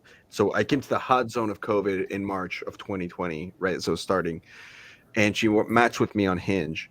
Well, by the time I got back to Nebraska, we were long distance, right? And I told her I live in Nebraska, but we got to know it to talk, just like you're saying. All you can do is spend time sharing words and ideas and thoughts. And so we couldn't like watch a movie together, right? And then COVID hit. And so then all of the things that I would have spent time doing otherwise, like go to play soccer, climb, work out, work, right? I didn't do that stuff because it was COVID. Everybody was like locked down for the first 4 months or whatever. Remember, everyone, like people wouldn't really go out. And so we literally spent the next 2 months. I think it accelerated the rate that we got to know each other because of what you said. We only had time to talk, and it was nothing else to do. So what would have normally taken like a year and a half to get to know each other with, we could do in like 3 or 4 months because there was nothing else to do.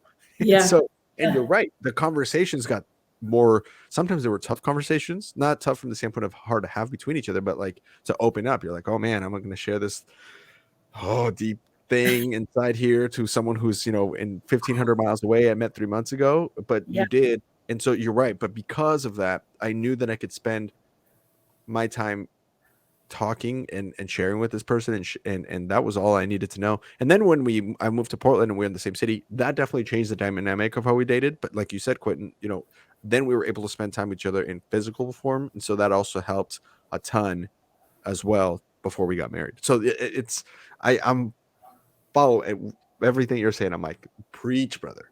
Yeah, Preach. it's like it's fortunate, and it's almost like why, like 100 years ago, there was like courting, right? Because Yeah. Oh man. it was like, Yes. you know what I mean? Like the idea of it these days seems just ridiculous, So but wild. Yeah. it's a similar principle. Yeah, and to explain what you're saying, because sometimes we have a younger crowd that listens to this, and for people who don't get this is actually how it was first. And correct me if I'm wrong, because I guess I didn't really date in this time frame, but I've had this conversation with people, and it's super interesting. So when you would meet someone, it wasn't weird to like go on a date with Jessica on Friday, but then tomorrow I'm going on a date with Abby, and then Sunday I have a coffee date with another person. You were just seeing people. And so the courting process was a lot different because there was like that. And then that went from that to one person you were going steady with. There was a phase of called going steady. Right. And so there was like a moment where now maybe I really appreciated this person and I'm not really seeing anybody else, but you weren't dating, but you were going steady.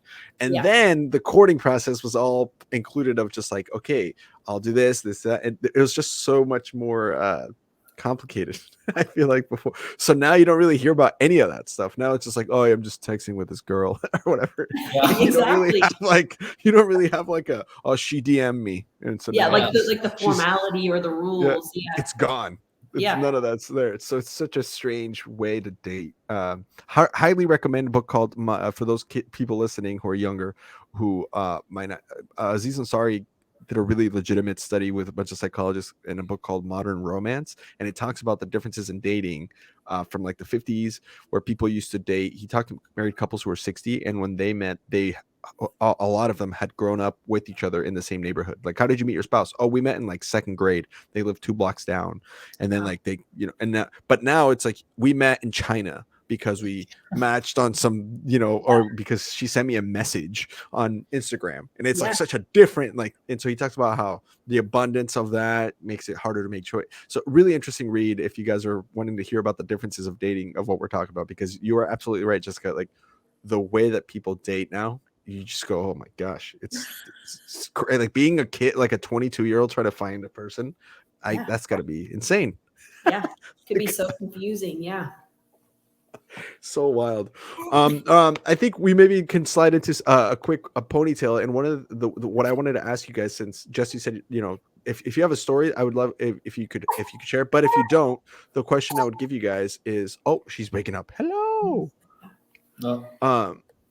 The last thing I'll ask so we can, as she's waking up, is to ask you guys is, and it could be a quick one, is your kids are probably going to watch this in the future, right? You guys can even maybe look at this episode 10 years from now and go, oh, look how small anime was, So if you could give a message to your kiddos about, what it's been like so far parenting them, what you've enjoyed the most and what you've learned the most, so maybe other parents can hear about, that, and as well as you guys, you can look back on this. What could you share right now? And if you want to start Quintin, and then if Jessica can come back at some point, if she can't, that's okay. But like, send a message to your kids, 5-10 years from now, going, hey, here's what we've enjoyed so far, so you don't forget this. Oh man, I wasn't prepared for this. This is kind of a difficult question. What would I tell them about what I've enjoyed so far? I mean, one, you grow a ton as a parent, but it's just been a ton of fun seeing how your kids grow and how they do things. They grow up to be good human beings, and you kind of see glimpses of it now. Like yesterday for Valentine's Day, we got our kids bicycle helmets, and one of them we got a blanket. And they wake up in the morning and the gifts are on the counter in the kitchen. And Jack, the middle one, is like upset because the bicycle helmet, he didn't like his bicycle helmet as much as the other one, as Fisher's. And Fisher just decided to give him his bicycle helmet. So it's like, that was a really cool moment to like just see your kids grow up and mature and like, oh my God, he's actually sharing without me prompting him to do it. That was like just a really cool moment to see them do that. Or, so there's just different things like that, but it's been awesome to see them all getting older. Jack has become like super tough.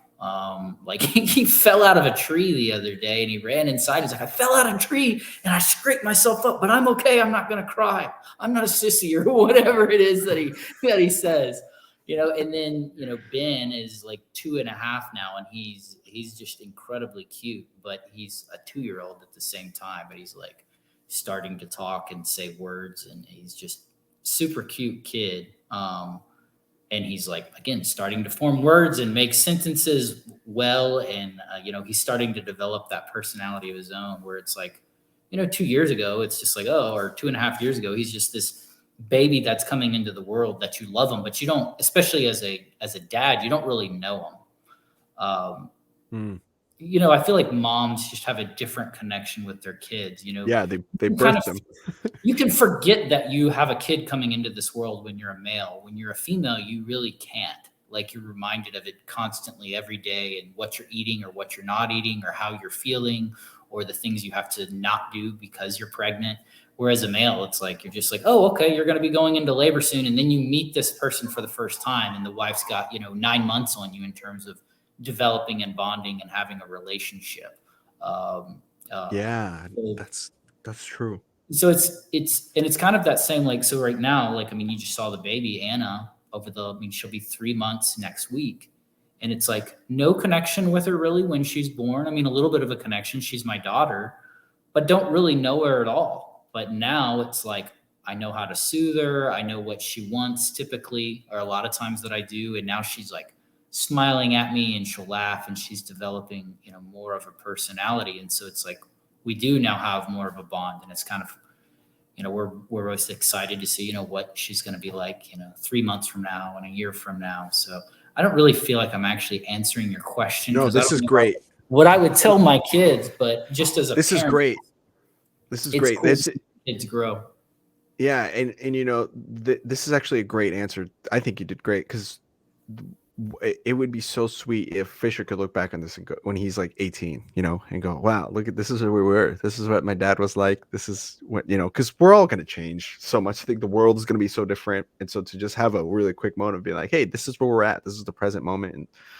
And it meets the idea that I wanted with the question, which is, let's take a quick screenshot. Like, how when you're selling books and you just look over, maybe you knocked on the door and you look over and you just see this beautiful territory, and you just take a quick second to be like, wow. Maybe it was raining, or maybe it sucks that day. Maybe you're on a 0 so far and it's 5 in the afternoon, but you just kind of take a quick pause and you go, whoa, I'm actually in a really cool place, both physically, mentally, and emotionally. Like, this is and you take that moment of gratitude, and you kind of just take a moment to reflect on that present. I feel like that's what you did. And I feel like that's, to hear that, as a person that's not a dad, I'm looking forward to the moment where I can just pause for a second in the middle of this chaos that the kids can cause and say, no, you know what? I'm really thankful for being a dad. And I can tell that you are. It comes off with what you're saying, that you are a person that is enjoying fatherhood really well, and you're doing a great job. So thanks for sharing that, man. Yeah. Sharing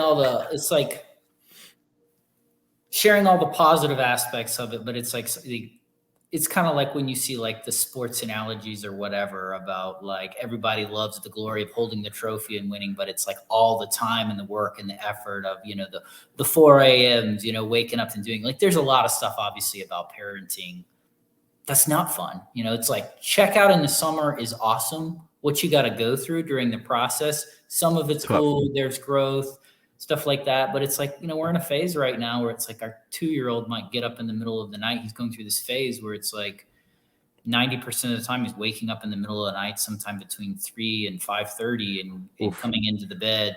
And then, Anna's at a point in time where she's, kind of starting to fall asleep around 9, and then she's feeding at 12, and she's feeding at, 2:30 to 3:30, and then she's feeding again like 6 a.m. And so it's like, you're not really getting good sleep.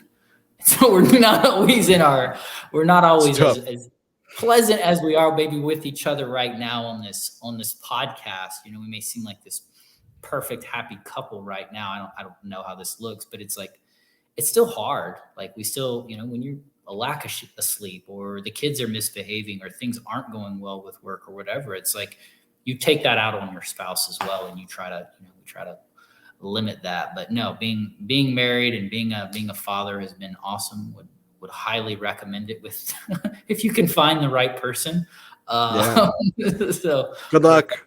If you feel called to that as what I would call your vocation of marriage. So heck yeah. No, that's a great answer. I appreciate that. So, and we might have lost Jess for the rest of the episode. Yeah, so that's okay. We may need another like 5 or so, maybe 10 minutes for her to come in. So I don't know if you can think of a round 2 question that you can. She's cheating right now. She's getting to hear all the questions before it. It's like I'm dealing with the top exam, and she gets delayed 10 minutes to the open book test in the back room right now. She's able to prep. She's able to prep for it. That's what it is. Well, and again, we don't. If we can also just have her swing back for another episode. It doesn't matter. It's up to you guys. We can always wait till she goes back, or we can. No, I'm sure she'll be. Tell us while we're waiting on Jess. Tell us a little bit about Bizzler. Heck yeah. Okay, actually, this is great. Good spot for this. Oh yeah, dude. Okay, look at you go. You want to just do this? I'll leave. You can just be the host. Nice. I can just give you the mic. Actually, yeah. Let me put this up. Bizzler, y'all. Bizzler. So last year we had Bizzler in Cancun. We had 18 people show up. It was a phenomenal experience. We were able to connect with and network with a bunch of people. So the people that came, we just built like those really solid connections, similar to the ones that you make in Sizzler, where you meet people from different orgs and you're like, oh, this person's really awesome. So we were like, this went really well. Let's do round 2. So this year we're going to Jamaica in October. So that's like October 15th to the 19th. And what we're going to be able to do is we're going to stay we're going to stay at the Hilton, and it's going to be a 5-star resort, super high end, GRG kind of vibes for that. And then we can totally experience that networking again. But the biggest thing that I wanted to talk about this particular Bizzler is it's a lot easier to sign up. So just go below. There's a link.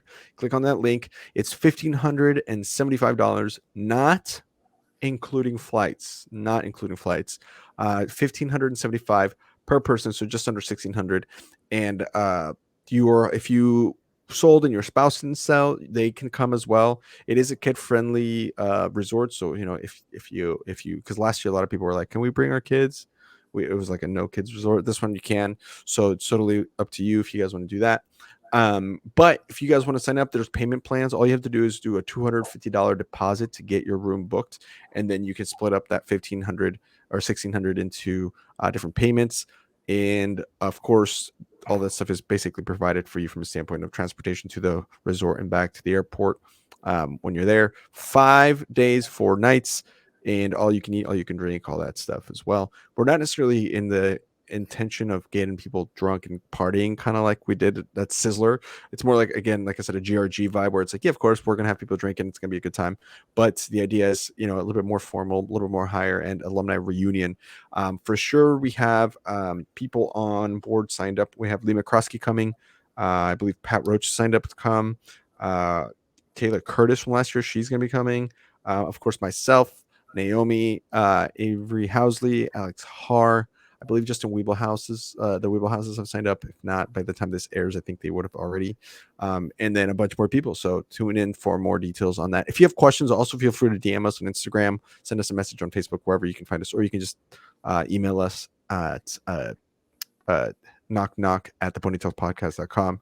That's the email for like random inquiries as well. Another thing I wanted to plug in really quick while we're waiting for Jess is she's coming right now. Sweet.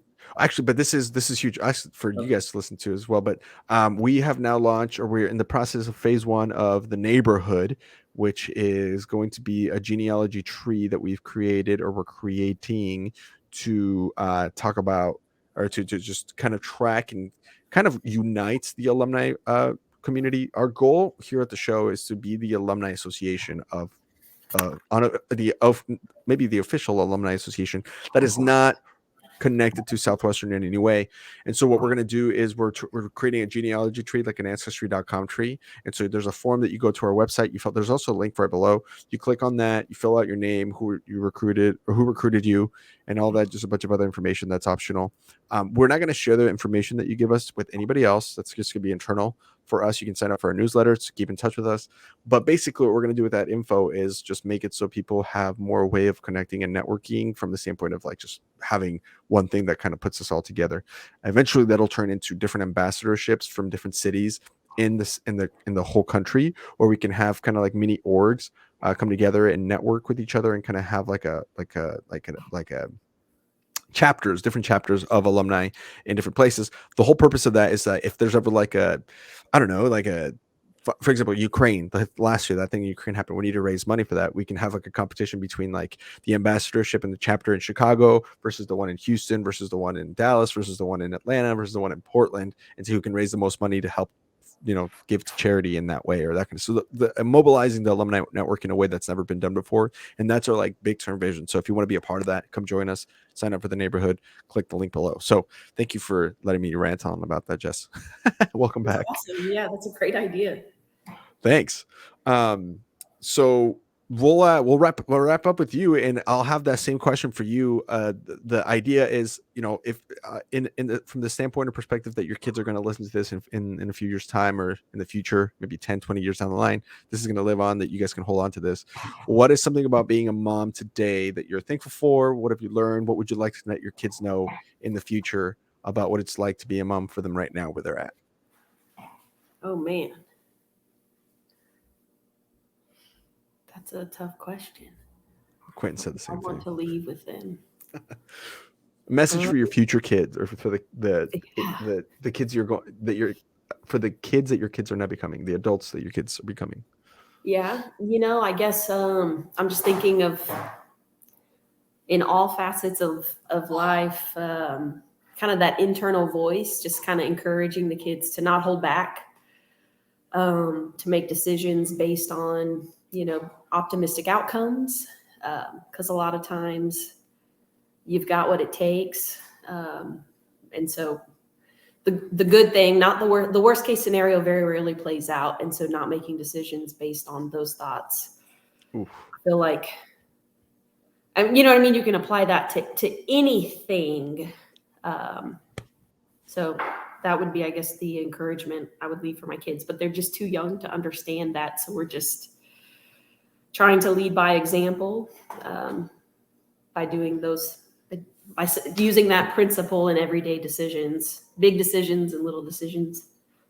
That was way more philosophical than I expected. That was beautiful. That was so but good. Your question was like, oh my gosh, I could take this any direction.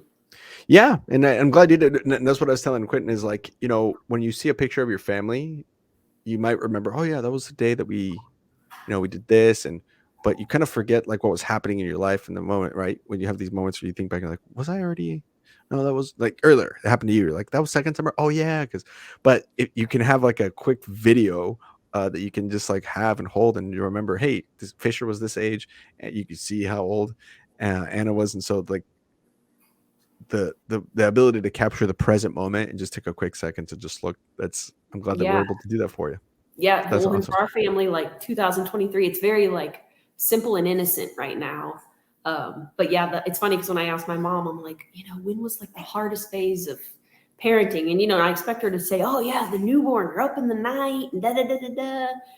And she's like, when they start driving, and then when they leave the house at 18 as adults, because that's it. You hope all those years of influence have sunk in, and your kids are going to make mistakes, and you just hope that they're the kind of mistakes that you can bounce back from, So, like I said, this is a very simple and innocent phase right now, and hopefully we're planting seeds, but I know it's going to, everything, all the good things and the bad things are just going to get bigger and more complex. So That's just true. enjoying it for now. Yeah. Oh, I love that. Great stuff. Thanks for sharing, guys. Yeah. Man, this has been a blast. I appreciate you guys being on here. Kick those kids out of the house. That's kind of what I'm looking forward to. Yeah, I can't wait to have this. We know. Leave. Go sell books. Yeah, Jack's already helping Weedy. They're like getting to the age where they can actually help, not just be active, but help. Are y'all going to have a family, you and your wife? That's a plan. Or do you hope to? Yeah. Yeah, that's a plan. Honestly, if it was up to me, I mean, it's always up to God, right? But if it's up to me, if we could have like twins or triplets right off the bat, we talked about this. It'd be great. Just be like, my wife is turning 36 in a week. And so we're also getting to the point where it's like, we should probably start the factory because, it could be dangerous if we wait too long. But yeah, the odds of having twins goes up by I think 33%. I read somewhere. Don't quote me on that. This could be non-factual, but I'm pretty sure something. I read that on a study that like if once after 36, you have more likely to have twins. Really? So I'd be like, I would love twins. Like in my life, perfect life. Well, of twins course or you would triplets would be so twins. Fun. Yeah. Would my wife love them?